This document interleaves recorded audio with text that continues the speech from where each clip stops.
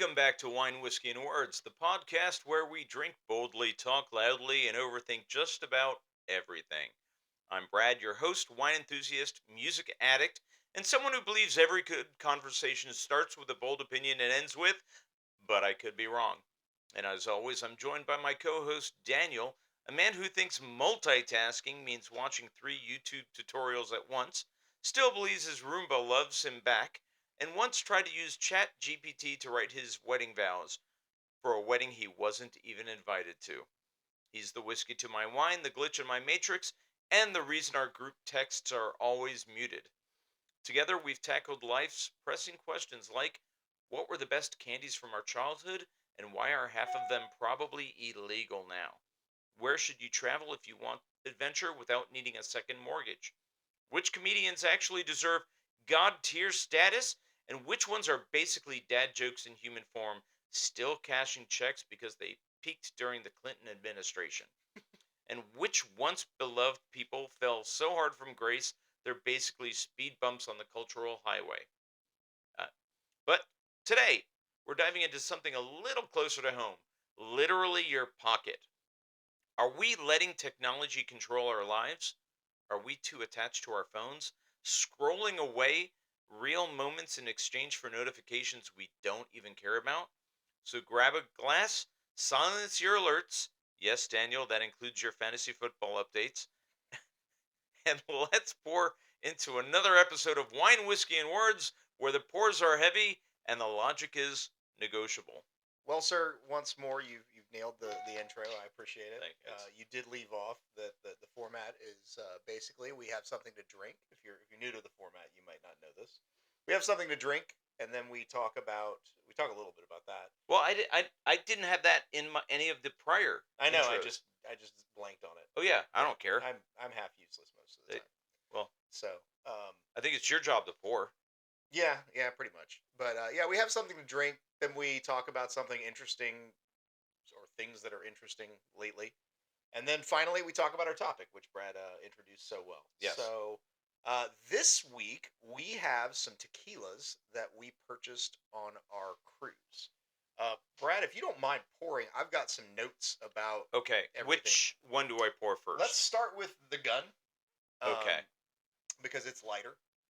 So, Brad and I stopped in Cozumel at a place between the downtown cruise port and the um, the ferry terminal, which is maybe a quarter mile away. And it was called Chile Tequila. As we were walking by, um, we were accosted by a guy who was Ricky? Ricky, I think. Yeah, Ricky. And Ricky was encouraging us to come in, and we said, "Hey, we're gonna go walk, and then we'll come back," because it was technically what 9 in the morning, something like that. Yeah, I said, listen, I'm a man of my word. I promise you, we will be back. Yeah. So we go to a bar or two, and then we come back. And Ricky did a great job. He was a neat little place. Good atmosphere. It's right on the water, so you got a lovely view.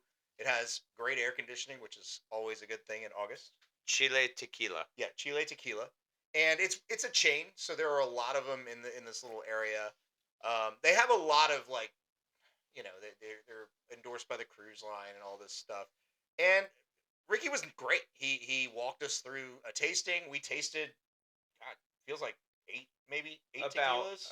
About, yeah. Yeah, and there were some that Brad liked, some that I liked, and the only thing I will say that I didn't love is I felt like it's one of these places, and a lot of places when you go and travel to these ports are geared towards like you're supposed to negotiate.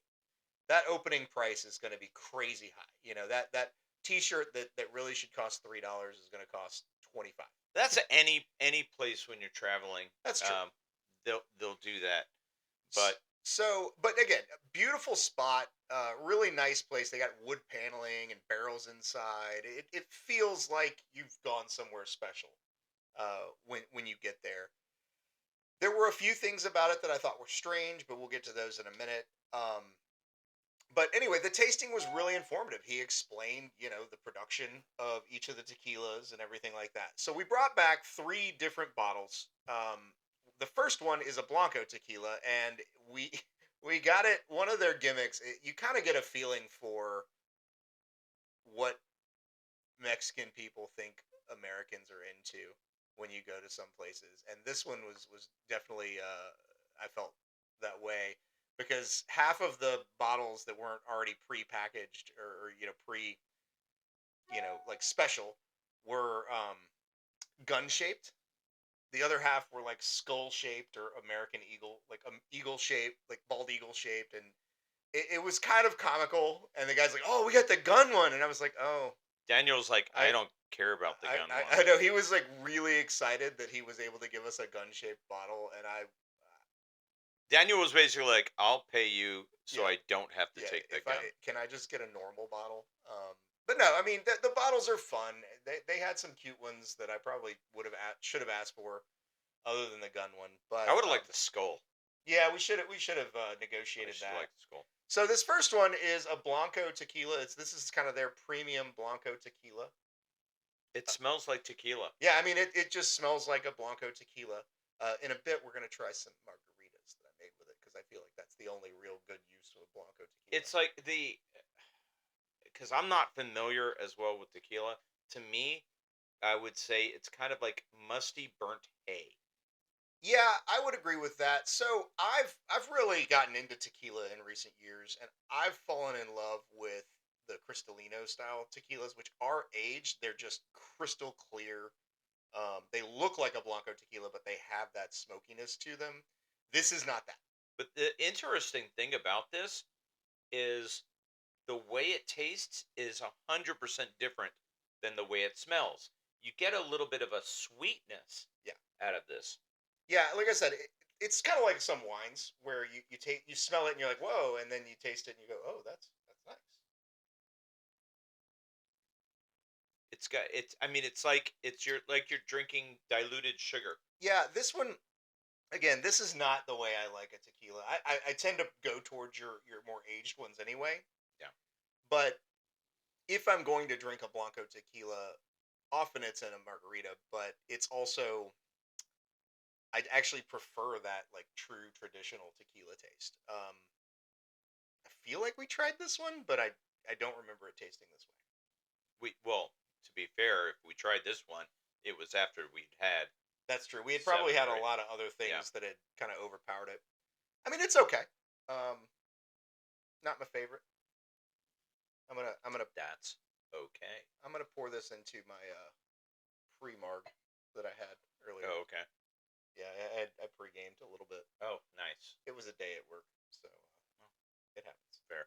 All right, so next up, I think we go with the taller bottle, and This this one? one All right. is the Extra Añejo El Panko. Yeah, El Panko. And I don't have any information about this other than it's Extra Añejo. I know one of them he said was bourbon barrel aged, maybe, Yeah.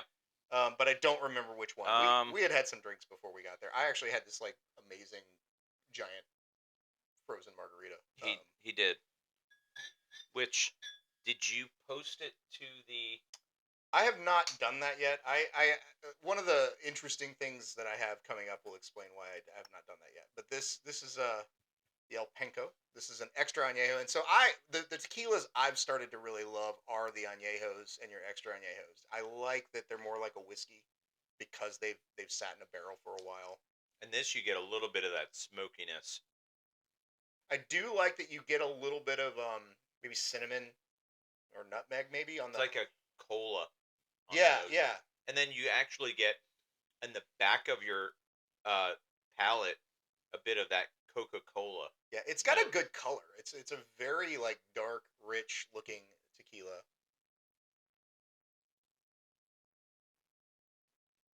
Yeah, what you were saying about cola, maybe like Dr. Pepper a little bit. Yeah. Yeah. Yeah. So it's nice. Again, I don't love this style, but it's not bad. Like Well, I because I think this was probably the one, and I'm guessing the one that I wanted more. yeah, might have been. Yeah, I remember there was one that you really liked and one that I really liked, and then they threw in the Blanco for us. Because not that I I don't really do a lot of soda, but I could see myself doing like Coke with this, Yeah. and that would be perfect. Yeah, this actually, it almost comes across like a whiskey or a rum that you might mix with something. It's got a little of that Captain Morgan vibe, just not quite as spiced. Yeah. It does have a bit of a spice to it. Not bad. So, while we enjoy this, I do want to say, like, as I did some research when we got back, there's a lot of mixed opinions about Chile Tequila, and I actually probably feel a little bit about it. I'm a big fan of like, hey, just give me the price. Like, I don't. Yes, can I negotiate? Yes. Have I grew up going to flea markets with my granddad? Like I get it, but and I get that's how you make money because everybody has their number when they value something, and they ask you what do you think this is worth, and that's how they set the price. But I don't like that game. I find it to be irritating and off-putting. So it does. There are a lot of mixed reviews. Now, I mean, But to most me, I don't mind. I yeah, don't. I mean, I grew up. That's what you do. You haggle a yeah. bit. A lot of people feel like that's very tourist trappy, and it is to a certain extent. But like we said, like to me, that's just travel in general. Like Yeah. when you travel to a touristy spot, you just have to assume it. But the way I view it is as well is that it's it's kind of like going to going to Mexico and going, why don't you speak English? Yeah, You know, that's fair. it's what's normal over there. It's what's normal over when I visited Tunisia Yeah, many years ago. That's what you do, yeah, and so that's fair. It's a cultural norm. you just have to expect it. Yeah, that's fair. I feel like, and I don't, because they're running a business, and their initial price felt really like, wow, like you're setting this so high, and maybe that was their strategy But is like set it so high so that that's typical. That's yeah, par for the course. yeah. So You I don't know. know. Like I said, I just I find that game to be more irritating than anything. It's not that I can't play it; it's just that I don't Well, like it. then you just have to have me around. I'll Yeah, take care I'll of it, just take Brad on. like I took care of the Yeah, negotiations he for the did. He last one. did. I'll just take Brad on all my cruises now. There you go. Jamie will love that. So, but I do want to get back to like the tasting. I will say I was really pleased, and that's actually something that almost universally, and like when I was reading reviews and things, the experience at Chile Tequila gets high ranks. The general, they inform you the best they can. They're very polite, very friendly. They try to make it fun and interesting. They try to like you do at Cooper's Hawk. You try to like cater to people's tastes. You Yeah. don't just throw them tequila. Like he didn't. He recognized that we Yeah. were more whiskey drinkers, so he started us off with the añejos, and the extra añejos. Yeah. So that was nice. I can't get over how awesome the atmosphere was at this one because of the way it just overlooked. If you've never been to Cozumel, Cozumel's an island that looks toward the mainland in the west. So you're just overlooking this, and you could barely see the mainland. So you're just overlooking basically the ocean. It's just gorgeous. It's just a nice spot to sit. It's purty. It's delightful It's purty. and lovely. Nothing. You're not going to comment on my adjectives this time. Not gonna do it. Not gonna do it. But yeah, like I was very pleased with the experience overall. And you make a good point about the cultural differences being my main reason that I was a little frustrated. Again, the tequilas are decent. Like they're good. I would put them. I'm not a big fan of Patron. I'd put them above Patron, but I do think you can find better tequilas out there. But you can find a lot of worse tequilas. So, all right, I'm gonna finish this one, and then we're gonna move on to the next one. The next one I think was the one I liked the most. This one was Isla Maya or something. Gila. Isla Maya. Yeah, I should have taken more Spanish classes. This one again is an extra añejo, and I believe this one was the bourbon barrel aged, if I remember correctly. Oh, and now that I'm looking at this, they actually do have prices on the bottom of the bottle. Oh, do they? Yeah, if you look. Yeah, this one says 300. Yeah, so again, use your negotiation skills This if you go. Oh, this one doesn't have a price at the bottom. Okay, so maybe they don't all have it. No. So I feel comfortable sharing the price since they mark it on the bottle. So this one's got a softer nose to it, I think. Well, yeah. I mean, you smell the other one right away. Yeah, this one, and maybe it's because we just had that one, but this one's much softer.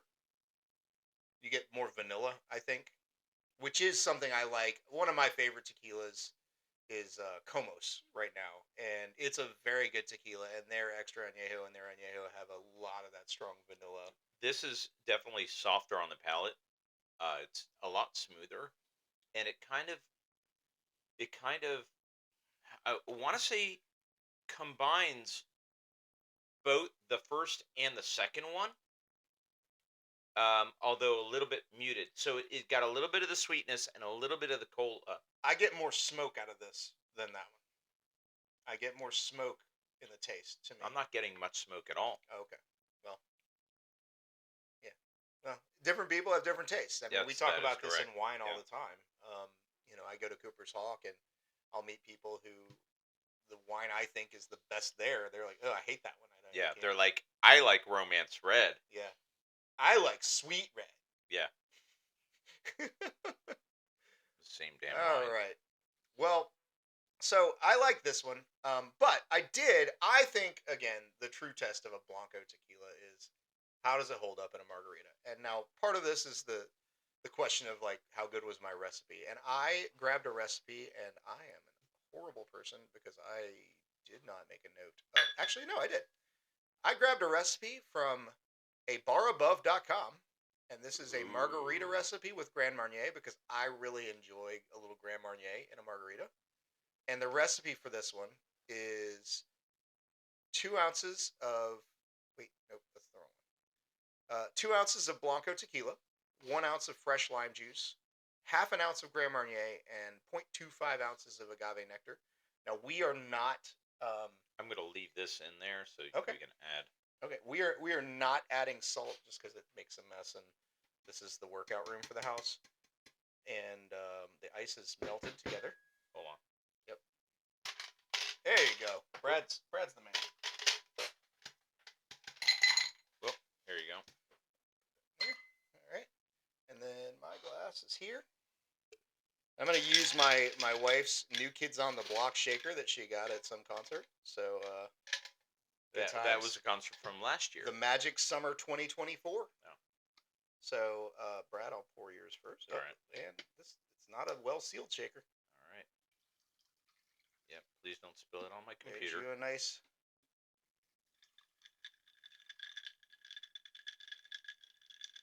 I'm a big fan of a margarita. In fact, that's kind of my go-to drink when I'm on the beach or on a cruise. Anything that's got like that citrus tang, I'm good with. Yeah, I like. So some people really like a very sweet margarita. I actually use like fresh Yeah. squeezed lime juice, agave. To I would me, drink this. yeah, like I said, this is just a nice. It's not too sweet, not too tart. So no, I honestly I think I like the Blanco very well, better than some of the higher end like Don Julio and things like that I've had here in the States when you put in a margarita. So I like that. bottom line for me, I really like this, and I think it's a fun experience when you're on a cruise. And I encourage you to, support the economy when you go anywhere, no matter where you go. So I would absolutely go back to Chile Tequila, but if you're looking like for the best tequila, my vote goes to some other tequilas that are out there. But again, solid offerings all around. Well, it's kind of like though. It's kind of like you can get good deals anywhere you go, but some of the time you're going there for the experience as Mhm. well. And that's the thing is one of the guys that kind of got me even more into wine than Brad got me into was this guy on one of the cruises, and he said, you can go to a restaurant and try the best wine you've ever had. You'll sit down, you'll enjoy a bottle with your friends, and you can go to the store afterwards and you get the same exact bottle, the same exact year, from the even the, probably from the same exact reseller, and you take it home and you open it, and it's not the same. And he said the reason is the experience. Wine or any drink really should be a social experience. And it also has to do, the time of the day that you had it. Did you eat? Are you enjoying it with anything? So, like this happened the other night where I had this young couple came by, and you know I just poured them a taste of something. They normally do white wines, and I asked them. I said, "Well, what kind of wines? What kind of foods do you eat?" And he goes, "Mostly steak." I said, "That's that what you're ordering tonight?" Yes. And he was asking me recommendations because what white wines would go with it. I said, "Well, this is what I want you to do. I want you to ask your server for a sample of 99 Oaks, the wine of the month, and the Lux Cat, and then I want you to take a take a sip to see what it tastes like. Then take a bite of your steak, and then while you have the steak in your mouth, take another sip." So a little while later, I walk over to their table. He hadn't done that, and so I went and got the wines for him, and I waited while he did it, and then he took a sip. Okay, then took a bite of the steak, took a sip of the 99 Oaks, I think it was, and he was like, "Oh my god." Yeah, there are so many things that can go into your enjoyment. I mean, you've seen me. I'll come into, and I usually drink the reds, and I usually drink the same thing most of the time. But I'll come in sometimes and I'll taste something that I typically love, and I've been there days where I went, it's just not doing it for me Eh, today. eh. Yeah. So no, it's a good experience. But anyway, I'm loving this margarita. Yeah, So it's good. I'm glad we branched out this time Very from good. our usual wine and whiskey. So let's dive in. What has happened interesting to you, Brad, in your world that you want to share with us? Oh, I'm driving to Jacksonville in the morning. Um, For what? my dentist, he called me today, and they were able to fit me in tomorrow instead of the end of the month. That's super interesting. So I'm gonna meet up with Christy. Okay, so you're not just going to the dentist. That seemed like a hell of a Well, commute to if go to I'm the going there, dentist. I'm gonna make a day of it. Make a trip So of it. Okay. I'm gonna do lunch with Christy, and then I'm doing dinner with Christy and Scott, and over at Cooper's Hawk. Okay. Yeah. Good times. So we're gonna do a wine tasting, and Nice. Well, my something interesting is that when we got off the cruise, I made it until about Thursday, and I woke up Thursday and could barely muster the energy to go to the bathroom. Like I was so sick. oh, great. I'm pretty sure I had COVID because the only time I've ever had like a lingering cough after an illness has been COVID. So I'm pretty sure I got COVID. On the Prob- cruise, Probably on the cruise based on the timeline. I'm fine. Yeah, I mean, and that's the weird thing about COVID is so many people like you'd have these like marathon runners who died, and you had these people who were morbidly obese who were just Yeah. it didn't affect them. So, but yeah, like I said, that set me back, and that's actually why I haven't done anything on the website. I was sick and then No excuses. busy, so. But I did want to add, I read this morning, and it's just a whoopsie. I try to believe the best with most people, and the guy just sounded like he made a horrible mistake. So some guy in Astoria, New York, which is kind of like the Queens area, um, on Thursday, uh, opened a sports bar, and he named it the Wolf Slayer. Well, the Wolf Slayer, unfortunately, was the name of Hitler's Eastern European bunker complex in Oh, Poland, great. and he's he said like, look man, like I'd really like the like packs of people like get together like wolf packs, like it's like the one man wolf pack from the Okay. Hangover. He did say like part of it was that there's an MMA gym, which god I have so many opinions. Maybe we should do an MMA episode at some point, but anyway, there's some MMA gym in England called the Wolf Slayer, but my favorite quote, this guy, this poor guy, he's like, it's not like Auschwitz. I don't even drive a German car. And I was like, what? That's. And then his co-owner said he didn't question the name because he doesn't know how to Google. Oh God. What is he? I, 95. I don't know, but it was kind of a funny article. I love finding like those moments where somebody just totally just boof like boffs it, just totally just screws the pooch, and yeah, like a lot of people, actually, it's very common that people want to assume the worst, and they're like, yeah, he was trying to be a Nazi and all this stuff, and it's like, well, you know, give people the benefit of a doubt sometime, but it's definitely worth a laugh. So God help me. anyway, all right. Well, our topic, Brad. This is your topic. I'm going to let you introduce it. Is it your This topic? is your Oh, topic. it's my topic. Yeah. So one of the things I experience a lot, and it really like became evident on the cruise years ago when I started cruising. I would get on the ship, turn my phone off, put it in the safe, and not see it until the day I left. It was delightful. On the cruise they give you the little flyer. You're good to go. They tell you what's going on that day. Well, after COVID, they stopped doing the flyer. Well, they'll do the paper one, but they try to discourage it. They want you to use their app, which is nice because you get the updates if they change something. But um, all of a sudden, I was tied back to my phone.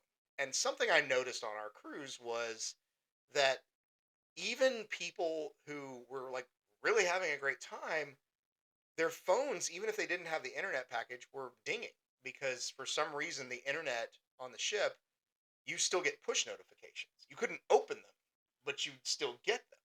So they're constantly having to look at their phone. We're having a conversation. You got to look at your phone like you're doing right now, Brad.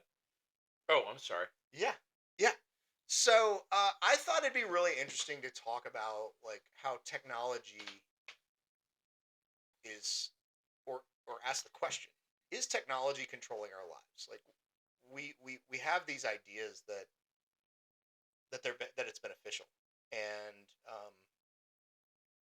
I don't know if it is anymore. I think it once was, but maybe not. So let's talk about it. I think that there's still benefits, but I think we become accustomed to instant gratification, and whether it's in the search for knowledge, whether it's um, validation, and so we're always wanting that next fix. So I think that's kind of a side effect. I think that it all started with utility. I remember when we first kind of got to where you could get the internet in a mobile fashion. I was working a job where I had to support people, and I'd be driving to the airport and somebody would call me, "Hey, I need help with this." So I'm sitting on the side of the road connected to my laptop, which is on the internet, connected to my cell phone, talking to them, and I'm doing all these things. And, that was great. And then, like you said, oh, how many tablespoons are in a cup? Oh, I can Google that. So then you have this daily, like this instant information. So you have these tools. And, nowadays, fast forward to now, I mean, that was 2020. So fast forward to now, and we've got smartwatches, we've got doorbell cameras, we've got all these things. I mean, people are wearing glasses that connect to the internet, and they're streaming and all these things. They're useful and they're convenient to the point where, gosh, how could we live without it? But at the same time, like you said, it builds this dependency that has some impacts on us, right? Hmm. Um, like, do you have any examples of how like are there how long could you, if your phone like died, just up and died, and you knew you had the money to replace it, how long do you feel you could comfortably not have a phone before you were like, I have to go get a new phone?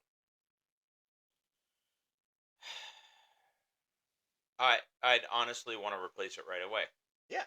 And but I'll also say the reason why is that let's say for instance that the only thing I could, if I was to get another phone, the only thing I could use it for was so that people could contact me, I would be fine with that. Okay. And that's the reason is because part of what I do is let people know they have easy access to me. Okay. And that's important to me. But I think that that represents a really like interesting cultural shift because even in the 80s, it was, hey, I'm going to shoot pool at the bar. I'll be back. And your spouse is sitting at home and they're going, all right, well, he's at the bar. And so if they needed you, they called the bar. If you were on your way to the bar, they couldn't get you. You got there and they just had to be okay with it. And it's interesting that, one of the beautiful things about technology going back, I mean, I remember AOL like changed the universe Hmm. for me. All of a sudden I could talk to somebody in Latvia, get the ASL. What's, age, sex, location. What are you doing, guys? And, it was probably some guy, Daniel's like, I'm 8. probably some guy in Michigan. Right. But like, It's just saying, send me a pic of you, Daniel. yeah.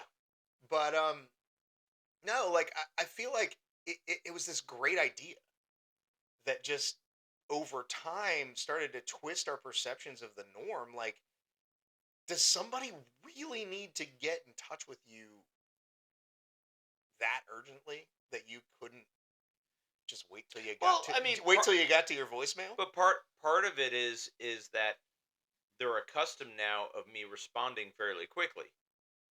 Okay, so the habit and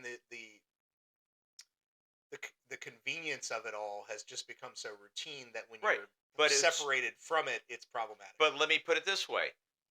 If you're used to me responding fairly quickly and you message me and it takes me a day or two to respond, what's going through your head? Well, I think that's my point is that like this tool that was so wonderful because I could reach across the universe and touch Brad. Yeah, Um, there is fine, elsewhere is not. but like it was so cool. But now it's almost overwhelming. Like I feel this anxiety because I'm like, fuck, Brad usually responds every day, and like, what's happening? Is he dying? Is he dead? Did he get hit by a car? Like, what happened? And then you were like, well, God, I have to respond. I have to respond because everybody's expecting me to respond. And so this tool almost has become our slave driver. But now the question remains, does the good outweigh the bad? And see, I think that's why it bothers me because I, at times, have been in that place where I struggle to step away. You get these like, so everything I read said that like all these notifications and these games and all these little ding ding ding ding, ding, it's like going playing slot machines. You get these little dopamine hits. You don't have to get a lot. It just has to give you something. And you get this little hit and you're like, yeah, yeah, yeah, yeah. And so you're constantly on. You're constantly going. And I don't know that it's a good thing. Like I feel like the utility at one time outweighed the negative, but I'm not sure it does anymore. I mean, I remember doom scrolling Facebook. I never really got into the other social media that much.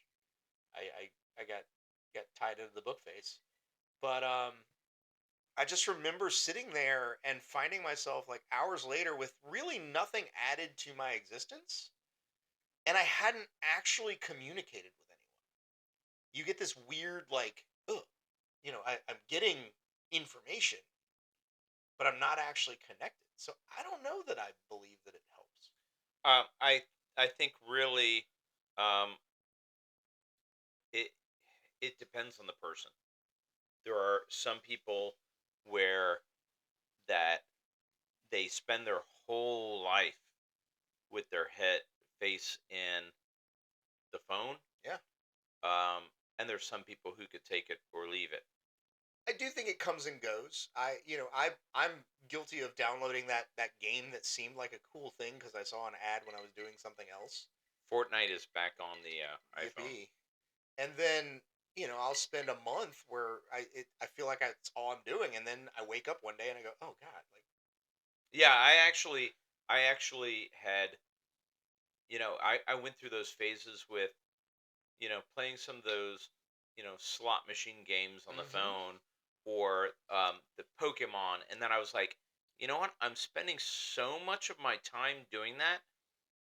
I feel as if I have to be tied to that, so I ended up deleting the apps. yeah, and that's kind of what I do. I kind of go on this journey of like install, play, delete, and luckily, I feel like my cycle of the play gets shorter, and the cycle of like between the I have this realization much more quickly of like, oh, this is problematic. I'm not talking to my wife. I'm playing pinball. And meanwhile, she's going, "Shh, my show is Shut on." shut up. I'm playing my game on my Right. phone. And actually I remember years ago. I mean, this was God, back when Twitter was still Twitter. Um I remember we went to Olive Garden. This is I guess 8 years ago maybe.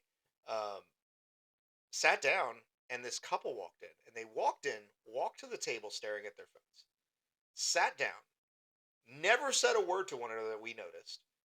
The server came, took their orders. They never looked at the server. They ordered, ate, and left, never having looked up from their phones. Wow. And it was just this moment of like, wow, who are we? Like, what are we doing with We're, our we're a bunch of world? dicks. Yeah, and I guess my thing is like, what does that do to you as a person? Like, if you're Are you really thinking when you're messing with your phone? That depends. I mean, if I'm playing a game, that could be just mindless. But other times when I'm looking at my phone, there if I'm looking at Facebook and stuff, no, I'm not thinking. Yeah, But if I'm actually, like researching something. yeah, researching, looking, fantasy football, Yeah, it's me, not Daniel. Um, so then I'm thinking because I'm trying to make some moves, and I don't know. I just feel like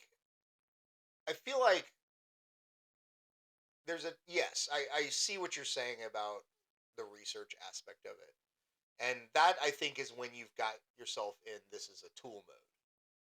But I do feel like our tendency is to just oh, I'm gonna start looking at how to fix a 1978 Jaguar. well, I And think it's let me find a reason why I've got to get on my phone. right, and then you continue. Like Right. you go down this path, and next thing you know, you're looking at like cute jaguar videos on TV, like of like actual cats, And so I don't know. I really struggle with this because years ago my grandfather went to an estate sale, and he bought for like 50 cents this stack of papers, maybe an inch thick, and it was just little blurbs of thought and wisdom that someone had written. And one of them was once a man made a shovel, and now the shovel makes men shovel. And it was this reflection on how our tools in time can control us if we're not careful. Um, I think about that a lot when I think of the tools that we live with, and I feel like it's the rare individual who has the mindfulness to not get sucked up and controlled by his or her technology.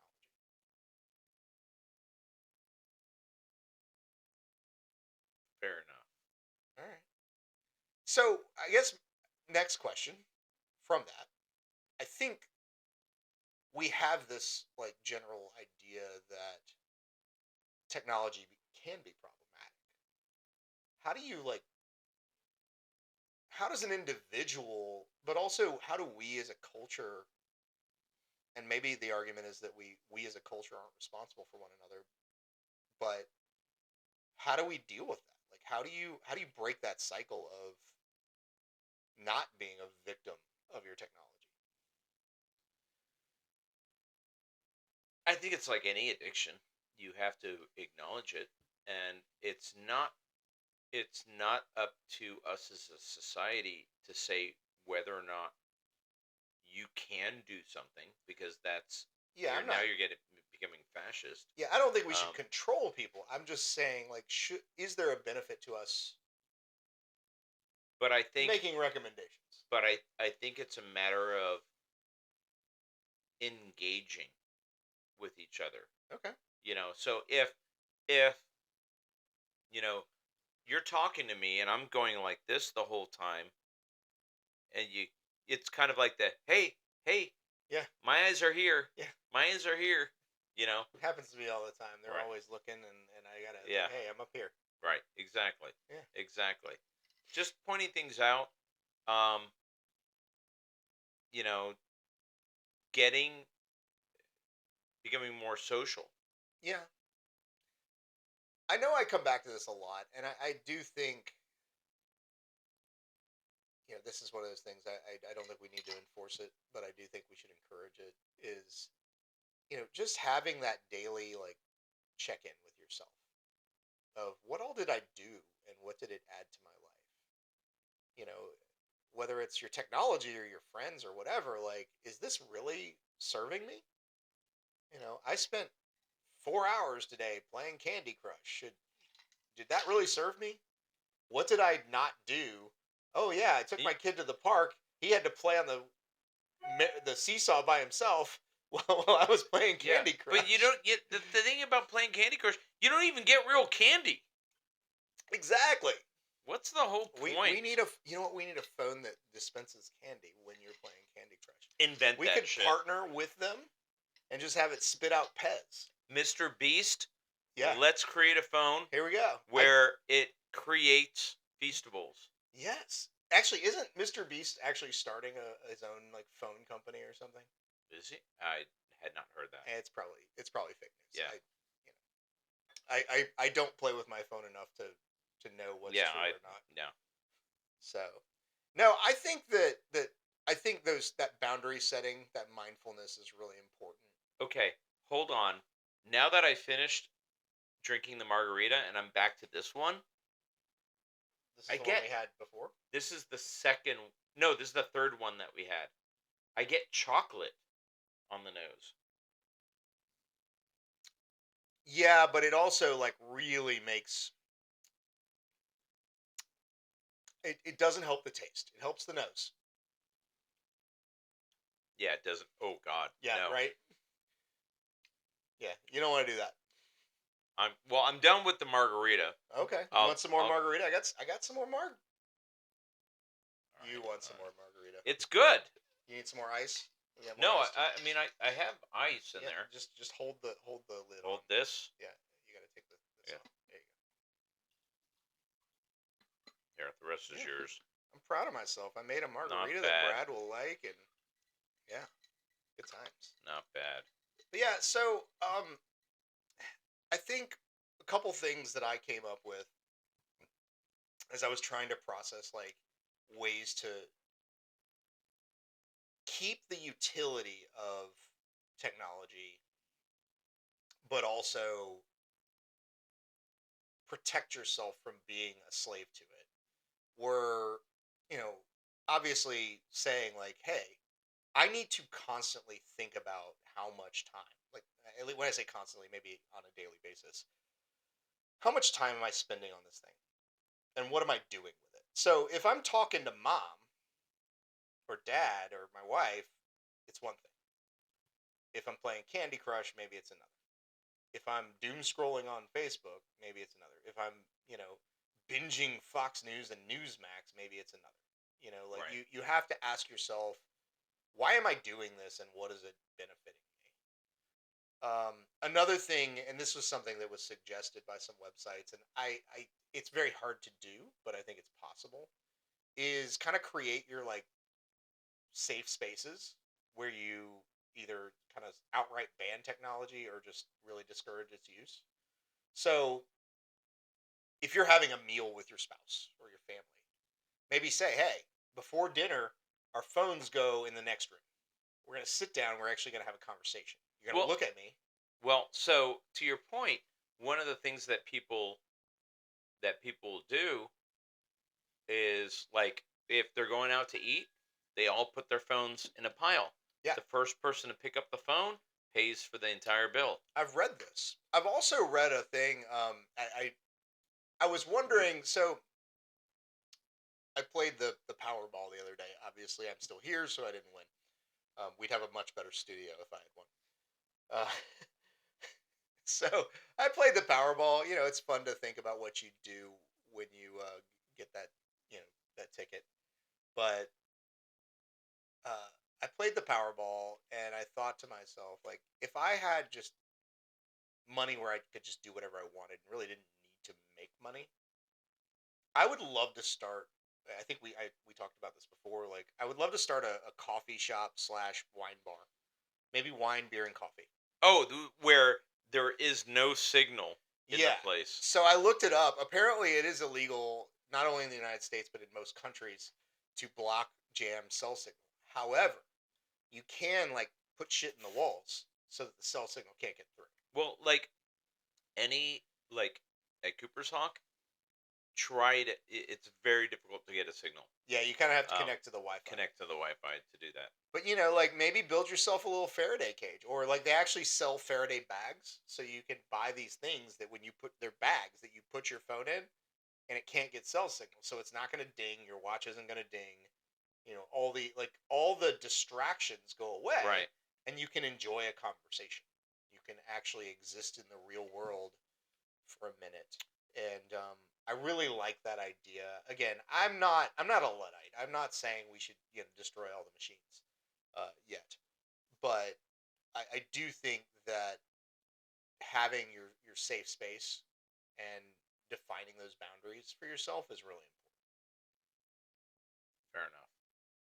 I do have a weird question, like a side related question. Okay. So when I got married, I had a room the size of this room, which is I don't know, like 10 by 11 or something. I don't know. It's some size, and it was full of books. Uh, if you've ever relocated, books are very heavy, and they take up a lot of space. So my wife made the executive decision that I needed a Kindle because books take up too much space. But I go round and round with myself because I read the Kindle a lot, and I wonder, like, even though it's technically just reading what appears to be the equivalent of a piece of paper, is it still a screen? Like, am I doing screen time when I'm reading? I don't think it is. I feel like the Kindle is a little No, I different. think that's different. Yeah, it doesn't have the same like light, so your brain's not processing the light and getting affecting your sleep and all that. I feel like it's different, but It's every different. once in a while I Is it wonder. an actual Kindle? Yeah, it's like the Yeah, Kindle. that's different. That's Yeah, different. Yeah. I love it though, man. It I can carry 100 books in this little slim thing. Yeah. Where if I carried 100 books on a plane, they'd I don't know. Is it legal to own books anymore? I'm just kidding. Sorry, we're not going to get political. I think I broke Brad. Some other recommendations I found were physical counterbalance, which I don't know that this is really a useful thing, but it basically said like when you feel like you're gonna mess with your phone, get up and take a walk. And I don't know, like Take that. a walk with your phone. Yeah, like I feel like the outcome will be like I'll just take my phone with me because what if I see an alligator and want to take a picture? In Florida, that's a thing. Another thing, and I've heard a lot about this, and I really like the idea of this, and I'm going on another cruise soon, and I kind of half jokingly threatened my wife, and I said, you know what, I'm gonna do like we used to, and just lock my phone in the safe, and just do like a digital detox. Like the digital detox is a very And I'm sure common she would thing. be like, "No, what if I would need to get in touch with you? Right, and that's the thing is like it's not that big of a ship. How far am I gonna go? What if you get thrown overboard?" I'm not gonna call you on my phone if I get thrown overboard. I'm sorry. Like my phone will be the last thing on my mind. Jamie should be the first thing on your Honestly, mind. if I get thrown overboard, it's probably Jamie that did the throwing. Just That's FYI. fair enough. And I probably deserved it too. So I don't know. Like I feel like we're both of the mind that the technology isn't the problem. it's us and how some of us, or at least probably all of us sometimes, let it get the best of us and let it own us, I think. Would you, I does agree. that seem like a good No, I assessment? agree. I don't know. Well, I'm curious to like hear if, I mean, hopefully like both of our listeners have opinions on this and want to share them, because I'm curious to hear like what our listeners might think about this. Yeah. Like, because I'm sure we all have that anecdote of when we were so engrossed in our technology we missed something really important, and I'm just curious about it. Well, as soon as I post this, then we'll have it, put up on Instagram, on Facebook, and just give us your comments, or give us your comments on YouTube. Make sure that you're liking the videos. Make sure you're subscribing. um, that helps the engagement and helps share it off to other people, because we'd like to get other people's input. We'd like to get other people's ideas on even shows that they'd like us to discuss. Yeah, we like hearing ourselves talk, but we'd like to hear you talk a little bit too. Exactly. Yeah. And so the next topic, um, we've got a new brewery in the area, Hop State Brewing, and I've known the owners for quite a many years, because I used to be really more into the beer community, and so we're gonna do the show from Hop State, Woot woot. and not sure when yet. I've got to get in touch with the Eds and talk to them. But I think what we're going to talk about is, you know, How many Eds are there? Just two? there's two. Okay. Is that what is the view of beer in society? Is it everyman? Is it something? Is it the new wine? Can you pair it with food? Um, what does it take to make a good beer? How many different types of beers are there? We're just going to talk everything about Yeah, friggin' beer. we're just gonna talk about beer. We're going to I'm a talk fan. about beer. When I met Brad, actually, I would drink wine. It wasn't that I hated it. It wasn't on my radar as like the Hmm. thing I would drink regularly, and I was pretty much all beer and craft beer. And yeah, that was way Yeah. back in the grapes, and like we changed the name of the Jacksonville Wine Tasters Club to Grapes and Hops because Yeah. I liked beer. Yeah. Um, Oh, that was yours, yeah, Jimmy. like Julie was like, I don't care, we can change the name. I was like, cool, let's do it. So yeah, like I'm kind of excited about Yeah. this next one. Yeah. That'll be a good time.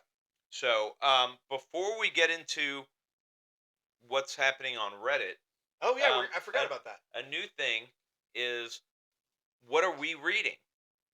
Okay. And I went ahead and went to the library last week and got a library card, and so I went ahead and got. So this book is called "The Society of Unknowable Objects" Well, it does by have a red book cover, so it's The probably allowed Society of still. Unknowable Objects by Gareth Brown. And I mean, really just started reading it, but it seems to be it's um kind of like a X Files meets Warehouse 13, if you're familiar with that. Um, but it's really kind of interesting. It's about these objects that have powers, and it's their the societies. It's their what their goal is to to collect them, so they're not out in the public, so that they're not causing harm. Okay. So, It kind of sounds like what was that show Warehouse 13 where they had like all the like are you dangerous. fucking kidding me right now? Oh, you're on your phone. Yeah, sorry, I was playing with my phone. No, so Dick. actually, so the book I'm reading at any given moment, I'm usually reading something with like some gravity and some reality behind it, and then I'm reading some absolutely trashy science fiction. I enjoy the escape of science fiction when I'm going to sleep. Now, unfortunately, every once in a while you get science fiction that really makes you think and that'll keep you awake. But I'm gonna go with my more serious book. Years ago, um, when my grandmother was still around, she bought me this book called The Art of Eating by M.F.K. Fisher. I eat. It talks it's just a general discussion about food, and it's very very interesting, very well written. You read through it and find that it's almost a narrative, as informative as it is. So I've been reading The Art of Eating, and I'm very much enjoying it, and I can't recommend it enough. So Awesome. Well, this is what's going on Reddit. on I Reddit. was looking earlier and I found one that I thought is kind of juicy. Am I the asshole for refusing to get back with my ex after a public apology? So, long story short, my ex boyfriend, 25-year-old male, of 3 years, cheated on me, 24-year-old male, with four other people. Last Friday, I unexpectedly ran into a mutual friend of ours at the mall. This friend acted strange, asking questions about topics on me and my ex that only he and I are supposed to know about. Like that one night he spent with me, but his friends didn't know where he was. He kept insisting that we catch up and walk to the mall's courtyard, where it's spacious and had fountains that shot streams of water up in rhythm with some music. Unsuspecting, I agreed. When we got there, my heart sank, and I think I went several shades paler. Red balloons, rose Oh bouquets, god. and big golden balloon letters spelling out "I'm sorry" was waiting for me, with Taylor Swift's "Ours" playing in the background. He knows I'm a Swiftie. The scene gathered quite the crowd, with several people pulling out their phones to record what could be a viral moment in our small little city. A mutual friend took his place in the lineup along with more friends of my ex, and there he was, smack dab in the center of the arrangement, holding a bouquet of roses and wearing the denim jacket I got him for our first year anniversary. Immediately, I turned on my heel and did a 180 while muttering to myself, "Yeah, nope, not doing this." The music cuts and he chases after me, offering the flowers and giving me that signature dimpled smile of his. I raise an eyebrow at him because of all the things he remembered that I liked. Taylor Swift, the color red, the roses, the jean jacket. He failed to remember the things I hated, one of which is unsolicited, high profile public surprises that put people on the spot and tears their guard down. I told him this in front of the crowd, loud enough for everyone to hear, along with, "You wanted the audience, so I presume they also deserve to know that you cheated on me with four other people." I walked away without looking back after that and went straight home. It's now Tuesday and the guilt's been eating me up ever since. Should I have been civil and just smiled and accepted his apology, then talked to him in private, or did I do the right thing? I'm thinking, fuck yeah, you did the right thing. So yeah, my position is the answer to should I get back with my ex, or no, I'm sorry, no. The answer to am I the asshole for not getting back with my ex is always no. You are not the asshole. If you broke up with somebody or they broke up with you, if you don't want to get back with them, don't get back with them. It doesn't matter what the reason. You could just think that their hair was turning gray and you don't like gray hair. That's fine. You don't have to do. You don't owe them anything. And all that bullshit. You shaved It, your head. yeah, I got a haircut. I just noticed. But all that bullshit that he did there was a manipulation. Because the reason people propose in front of everybody is because people are more uncomfortable saying no to a proposal when there's a bunch of onlookers. If it's Yeah. you and your partner at a dinner table in a quiet restaurant, it's a lot easier to go, yeah, I don't know, no. Yeah. Like, Now, I got a question. so, Did you pay for that haircut or did you do it yourself? no, I did it myself, man. Okay, good. Just making sure. Why? What the hell? No, no, because I was gonna say, like, if you paid someone to just shave your head down like I do mine, you So, I will admit, about 3 times a year, I go and pay somebody to give me a haircut. Well, that's But because it's you like the experience. I honestly, I would pay somebody to just run hot water over my head while they rub it. Like I get it. I get it. I don't care about the haircut. I I just like getting my hair washed. I get it.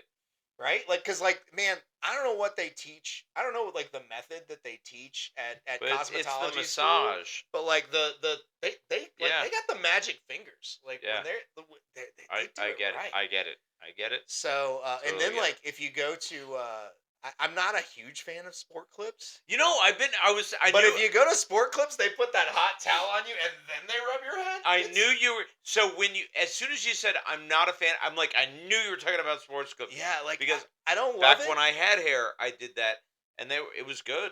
But yeah, no, I years ago I bought some trimmers and usually I do it myself. Um I did once ask Jamie to help trim the back of my neck and my hair ended up about, you know, near the top before I said, "No, you know what? I'll just finish it from here." And yeah, so now I just do my own and it looks how it looks. Yeah, you know. Every once in a while I'll have like a wild spark that I like spot that I miss, so I'll just have like a Yeah. tuft and whatever. You're like I'm now, old, no one now gives a you're shit. with like Jamie. Here, now I'll do you. Yeah. She's like, that's okay. Yeah. So yeah, I don't get haircuts, Yeah. so she can afford hers. Yeah. So that person, it's like that Taylor Swift song, "Never Ever Ever Getting Back Yeah. Together." Yeah. I mean, That's the thing is, live your life. If you want to get back with the other person, fine. You're not an asshole for or an idiot for wanting to get back with somebody, but don't ever feel like an asshole for not wanting to be with somebody. And that goes for like even if it's not an ex, even if like just even if somebody's the greatest person in the world and is absolutely in love with you, don't settle. Don't just go with it. Like just, you know, you're not an asshole. You got to live you, you know. You got to right. do you. So, well, I closed I think that's about it. yeah, I usually have a thing though. I read oh yeah. So, anyway, this has been Wine, Whiskey, and Words. Please check us out on Apple and Spotify podcasts. Wine, Whiskey, and Words. And we're also on YouTube at Wine, Whiskey, and Words, where you can see the video and see the funny looks Brad gives me all the Well, time. you can see that on Spotify too. Oh, right. Yeah, We're on video and Spotify. Apple is just audio. Yeah. So, yeah. So if you're gonna watch the video, Spotify and YouTube, it is. Email. We are at winewhiskeyandword@gmail.com, and then our website is winewhiskeyandwords.com. So we hope you enjoyed this episode and look forward to sharing the next episode with you. We want to hear your feedback if you can. Yeah, and what we'll also do is I will announce on our social media ahead of time when we are recording the episode over at Hop State Brewing. So Yeah, we'd love it if you can come out. if you'd like to attend, feel free. Come on and be there. My wife might decide to spend some time Oh with me. my! Well, they do have like spritzes Yeah. over there. Yeah. Yeah. So I think there's I going don't to be plenty of stuff. Getting her to that she put up would with like. me is challenging. Well, as long as she could like just drink her drinks and avoid you, I Yeah. think she's fine. She'll take her Kindle or Yeah. something. Yeah. So, all right. Well, thank you very much, and cheers. Cheers.